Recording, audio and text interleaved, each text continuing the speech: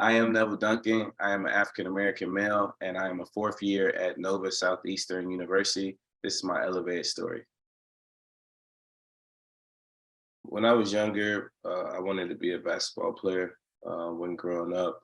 So I played basketball. I kept having to see a doctor and go to different physical therapists and different athletic trainers for my knees. They were bothering me a lot. And I went to see an orthopedic surgeon for my knee. And I was excited since I was playing basketball.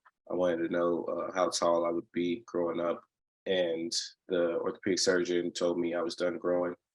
This was in probably around eighth grade, and it was a sad moment, but I thought it was also interesting that he could tell that I was done growing by the growth plate in my knee that he showed me on the X-ray.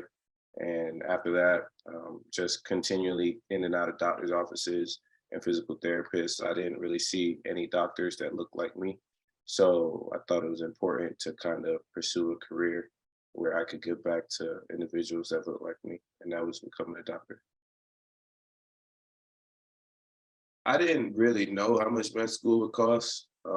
You're young at the time, you're 23, 24. A lot of people told me, med school is for people that, come from money. I didn't know what that meant. So I just kind of let it go in one ear and out the other. And it's like, okay, whatever that means. And then once I got to med school, I understood what that meant because, you might apply for loans and you might get loans and financial aid. But however, like just living and whether you get a nail in your tire or you have to go to a dentist appointment or you have to do stuff for yourself, most of your loans don't really cover that. So you might have enough money to pay for school and maybe a little bit extra to, have a roommate to live. But outside of that, it's very hard to survive. If I could describe my medical school journey in one word, if I'm being completely honest, I would say rough with a capital R. My journey was rough. I go to a school with 400 students. There's 200 in Tampa and there's 200 in South Florida. And there's only one other person that looks like me. So there's only two Black males in my class.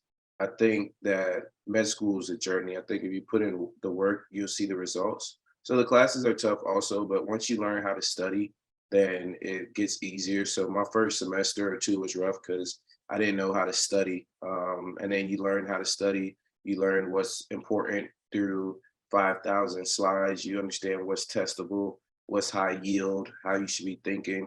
And then it gets easier.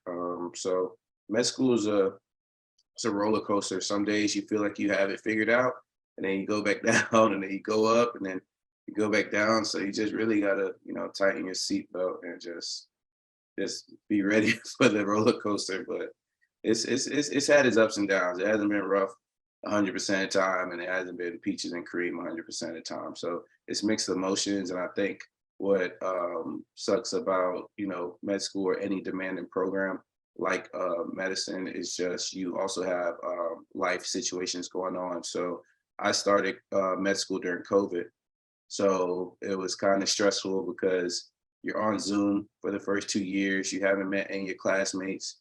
You're studying on your own, so you don't have that study group or anyone really to reach out to and try to bounce ideas off of. You also have family members that are dying from COVID. So it was a rough time.